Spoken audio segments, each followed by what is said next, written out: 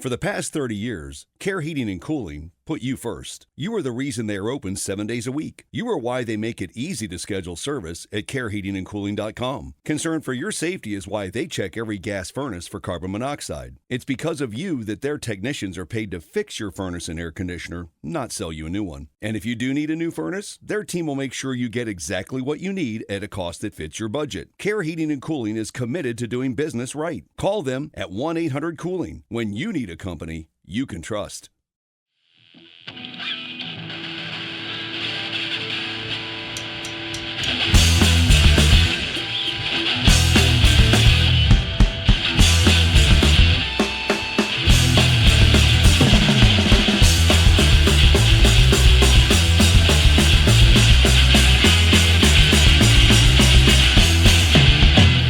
Welcome to another Malted Minis brought to you by the Malting Hour. I'm one of your hosts, Tony Golick, joined always with Brandon Winninger. Brandon, how you doing, buddy?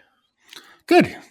Doing good. Cool. Just coming off of my dry January. You know what? You're clipping just a little bit. Ooh. Just a little bit. Let's see. Just a little bit. I can see it on this end. I turned it down. Is that better? Oh, way better. There we go. Yeah, baby. Well, I think it's because you have the mic in a good position. You don't have to turn it up so loud. Well, and I think I turned it up higher last time we recorded because I didn't realize that this wasn't the mic that was recording. Oh, it was that's right. The computer. I forgot about that. so I was like, man, I seem kind of low. So I was like fiddling with it and turning it up, and I was like, that's not changing anything. That's very weird.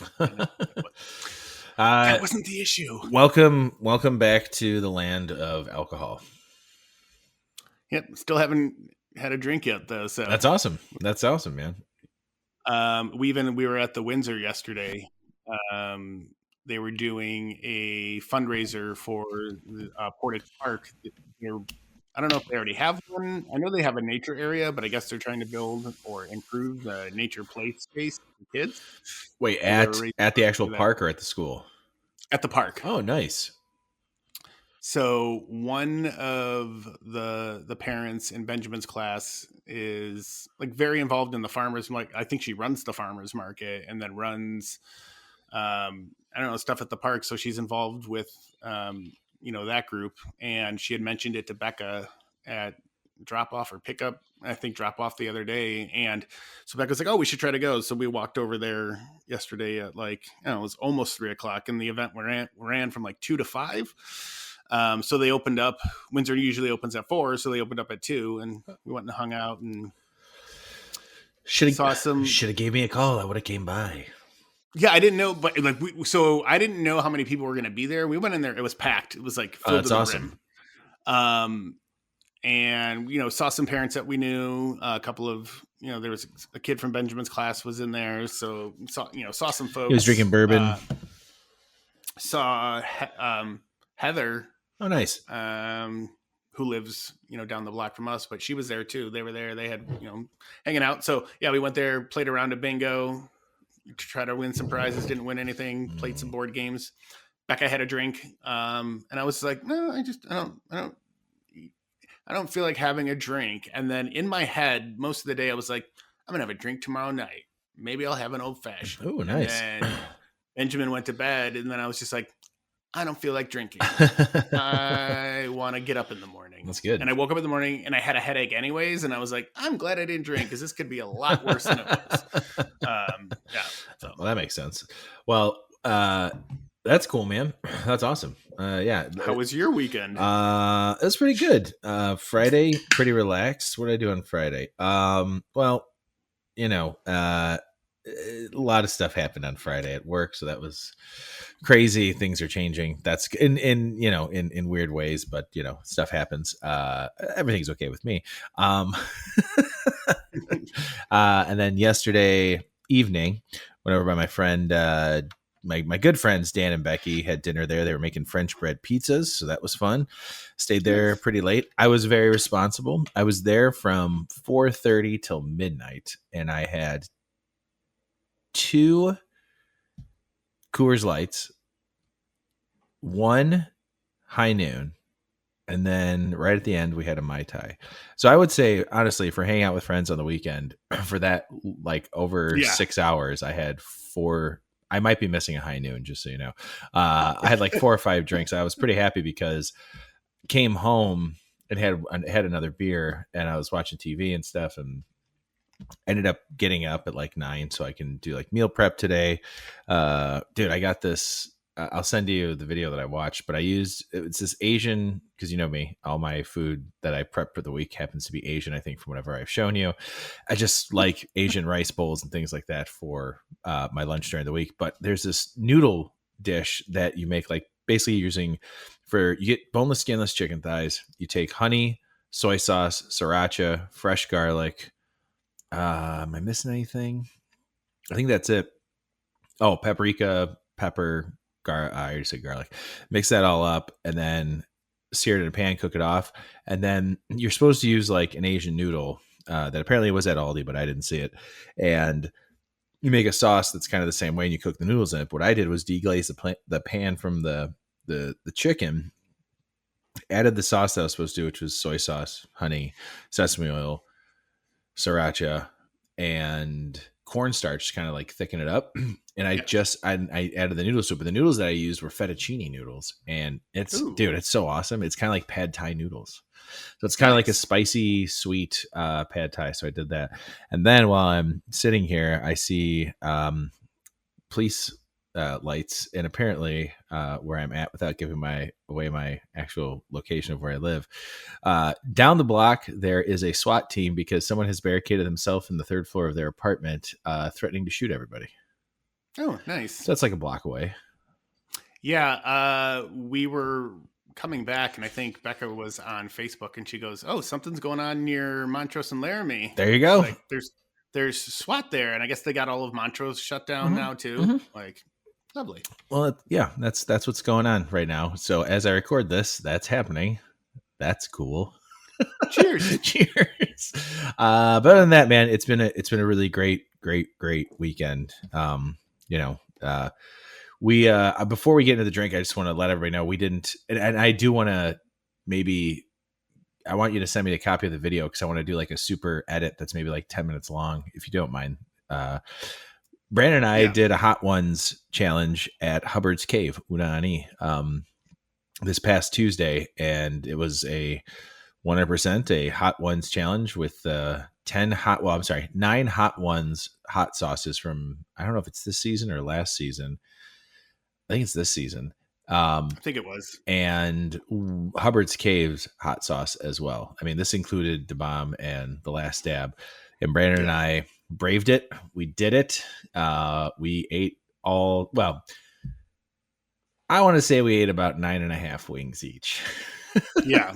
That last one I know you took a bite of and you were like, I can't, this might be it. Did you do more than one bite, or because you took it off the bone? I mean, you definitely I took it off the bone. Had more than one bite of that wing though, because I had I had a decent piece of it, and I think I may have went back for another piece because, funnily, like at that point, like I wasn't feeling the heat so much anymore. Yeah, same here. The ones after the bomb is I feel like the bomb just wrecked my mouth that I didn't feel the heat from anything else. Yeah, and I was literally just like, there's nothing happening. And then that's why I was like so concerned that something was going to happen with my stomach. And I was like, and I guess I was more fearful that these other ones were going to be, they were supposed to be much hotter. And I'm like, if I do this, like bad things could possibly happen. Yes. But I ended up being fine. Yeah, I was fine too. My stomach was more upset about all the dairy that I had leading up to and then during the challenge. Yeah. I'm not a huge dairy consumer, so let's be honest, I was gassy as hell. I was very gassy. And then the next day I used the restroom, and there wasn't a sorry little graphic here. It wasn't a ring of fire as I thought it was going to be. So I think the prepping ahead of time was good. 2 bananas, small milkshake, and some chocolate milk before the actual event is what helped. But that was so much fun. Yeah, the only thing I had beforehand was a banana and some Pepto-Bismol. Nice. It's like, Fair that's enough. all I did. I had no ill effects the next day because nothing happened. And then I was worried. And then the following day, I finally had to relieve myself, but it was like nothing. Yeah. So it was completely normal. Yeah, I think prepping the way we did is good, and I will say this: I will definitely do it again because that was a lot of fun. It was so much fun to do. It was fun to set my mouth ablaze, and I think we did it the right way. Where, well, especially there, like we're not eating a one wing after another. I mean, it was 3, 4, or 4, 3, and 3. So there was time in between, and there was no time limit. Like. It was awesome, but kudos to the guy next to me who didn't drink anything the entire time and did do the last dab on top of the last dab wing. I didn't realize that he wasn't drinking anything. I wasn't paying that much attention. Same here. Neither was I. When he announced it, and I was like, "Oh, okay." Yeah, I drank a bunch. I drank a bunch of water and almost probably 2.5 glasses of milk. Like, yeah, the bomb is what killed me, and it was tough, but it was a lot of fun. Anyway, just wanted to say that we'll at some point post a video of it because I think it's an hour and a half long almost. It was like an hour and 7 minutes. Okay, I think total. Oh. So, and then I started loading it into software on my phone to start editing, but I can share the raw copy with you too. Yeah, and I'll go through it and kind of like fast forward through some parts, and you don't need to see us. But eating the wings, our reactions are pretty good. I'm more vocal, I think, than you are. Yeah. What else is new? Well, it was good though. Yeah, it was fun, and cheers to Hubbard's Cave for doing that. Yeah, I will definitely be on the lookout for that again next year. For sure. And that'd be fun. Just so you know, man, I've got 3 sauces left. I do have the last dab in or something close to it in a little packet. So there are a couple of sauces in there that I wouldn't mind spending $12 and getting it just as a sauce. Yeah. And I think if we do this again, we should get stuff and like prep ahead of time, like do our own little hot wings, and then not the day of, but like, the week before leading up to it, like do something like not as hot, but well, I mean, even as we get through this year, we could just do another like mini hot ones challenge to make it more interesting. It would be funny to like just get like 4 IPAs and do like 4 spicy wings, because IPAs increase the heat when you have something spicy. So it would be fun to see like the difference. We're not necessarily maybe some IPAs that we already know, just to see what the effects are on that. Anyway, so here you are. You're breaking dry January. I just saw you take a sip. What are you drinking, buddy? Also not breaking dry January, ending your dry January. It's February. I am drinking from Barrio Brewing. It's called Rojo. It's a Scottish style amber ale. Oh, that sounds right up my alley, baby. This one may be almost 2 years old. Is this from Pat McHugh? No. This is from, I believe I got this on my last trip to the Phoenix area. Nice. And when I brought a bunch of stuff back, this is one of the ones we didn't get to. And I was going through the beer fridge today and just kind of cleaning it up. Because I came down and like, my wife had dumped a bunch of stuff in there. And I'm like, none of this has got, a lot of it didn't have booze in there. I'm like, you're ruining my system. She goes, it was a mess in there. I'm like, yeah, but there's a system. I know where stuff is. So I took all that stuff out, and then I was like, cleaning, just kind of organizing. And I was looking at some that were like really, really old. And I know that I really have no interest in drinking. So I tossed a couple things, and then like, there's still more I could probably go through. But I saw that and I was like, oh, that's interesting. It was going to be between this, and then there was a Lake Effect beer that I think we've done on the show before. So I was like, well, I'm going to do the thing we haven't done. So good call. How are you feeling about it? It's funny. So it could be the age. It's teetering on a light-bodied barley wine. Interesting. I'm getting the Scottish essence that that they're playing with there. So there's the darker malts obviously going in here. I did pull up a description of it. I don't know if this is still in production. I'm assuming so, but it's still on their site. Lay it on me, baby. Barrio Rojo is a tried and true classic beer in our core lineup. We made Rojo to quench the thirst of drinkers who yearn for a low hop but highly malty Scottish ale. Sounds good. Several years after its creation, Barrio Rojo brought home a 2015 GABF bronze medal and a 2016 American Beer Fest silver medal. Characterized by its eye-catching deep amber color and a sweet maltiness, Barrio Rojo is true to style. The first sip exposes Barrio Rojo's nuance with notes of caramel, brown sugar, toffee, and fresh ground cinnamon. This easy drinker is available year-round in 12-ounce cans, so on and so forth. So it's possibly still available. Yeah, it might be, but it's so everything they said I'm not getting much cinnamon. That's the only thing I'm really not getting. Well, also it's 2 years old, so there's a possibility that maybe it fell off a little bit. Indeed. But it held up really well. So it is teetering more, I think, like I said, it's kind of getting barley wine-esque, but that could be just I'm getting those notes that they mentioned. So I think it's, true to the taste that they were going for, but I think the aging has kind of created a little more depth on the beer. How many old beers do you still have in the beer fridge in the little closet there? Not in the cellar, but in the freezer. A couple two tree. There's a few in there, and I think I'm 90% sure that there's a crowler in there, and that might be the Goose Island. Oh, I'm pretty sure that's Shamrock what that is. Shake. Yeah, I think for sure you have a Shamrock Shake left. The only reason why I ask is that it would be interesting to maybe have an easy curated episode of just being like, maybe this is why you don't age beers, everybody, no matter how long they sit in your fridge. You know what I mean? And it's not a judgment on that particular beer, but it's like, how long has this beer been sitting around, and how long, and now we're drinking it. It sounds like a painful episode, so maybe we'll have some bourbon afterwards. Yeah. Do it a Friday night, maybe Saturday night, whatever. What are you giving this beer overall? I'm going to give it like a 3.75. Not bad for a 2-year-old beer. Yeah. Scottish ales, especially like, or amber ales, Scottish ales. I mean, they kind of go hand in hand. I mean, it's kind of funny that they call it a Scottish. What is it? Scottish style amber ale? Is that what it says? Yeah. Because Scottish ales are kind of reddish amber, anyways. Yes. Scotch and Scottish ales are very tasty because I do love. I feel like ales. You probably can't see it that well, but it's a little darker. Yeah, it looks like a dark. It looks like a light brown ale. Yeah, and that's why when I poured it, it literally has the aroma of like a barley wine.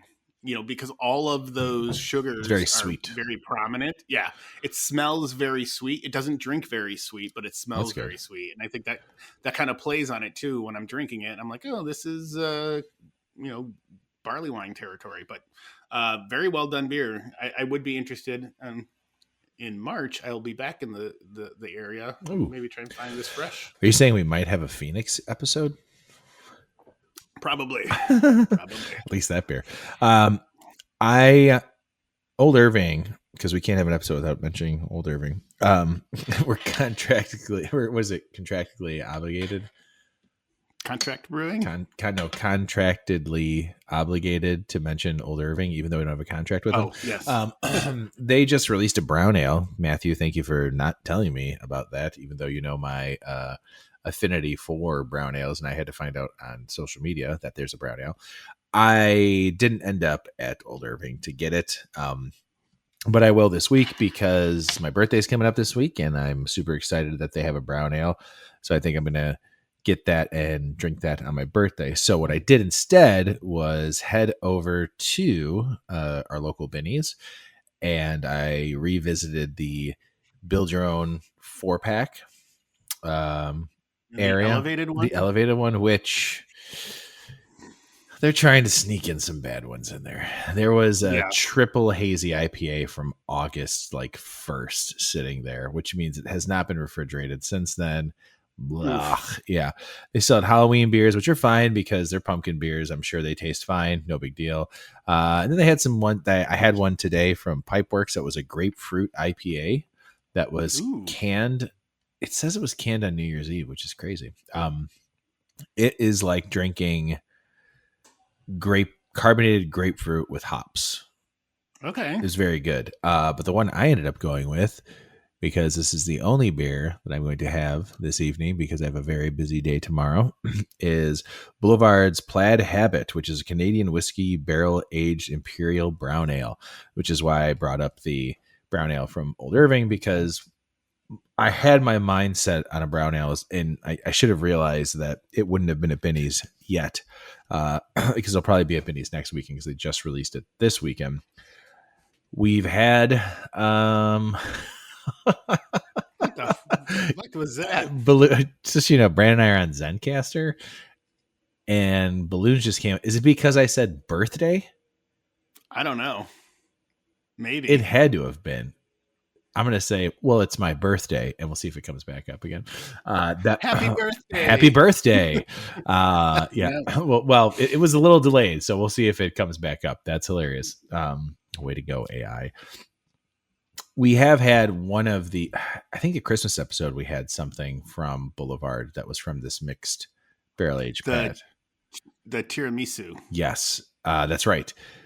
I almost got the Baltic Porter that was aged in wine barrels. I think that's what it was. And there's a carrot cake one. And then I saw this one. And I'm like, no, this one is very straightforward as far as a beer. I didn't want something super adjunct. It's funny that you chose that one. I was going through pictures on my phone and like deleting random stuff that I'm like, I don't need. And that a picture of that came up. And I remember I saw it at Binny's a while ago, and I sent a picture of it to you, and you were, that's right. You were excited about that. Yes. And I think that's why it stood out, because I was like, an imperial brown ale aged in whiskey barrels. That's right up my alley, man. So how's it drinking? The first taste I did not like. Oh, there was something, tart, but I have a very sweet vape that I'm vaping, so I figured that's what it was, and that is the issue. It's very good. It is. Let me take another sip. Very light carbonation. It's hard to tell it's a brown ale, but because. Okay, let me read the description first.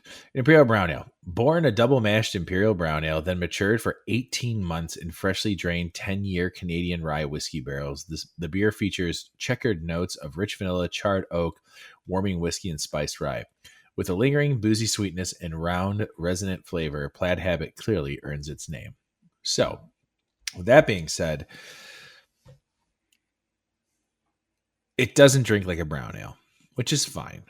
It kind of, because a brown ale, like you get like these roasty notes, which I do kind of get, but because of the barrel flavor and the sweetness and it being an imperial beer, the subtle nuances of a brown ale get lost, which is fine. It almost, to me, drinks like, again, like you said, a barley wine, which is, but not as sweet. There is a sweetness to it. That's on the imperial side. I think because maybe the way this was stored, it kind of seems like there's like a slight bit of oxidation, nothing crazy.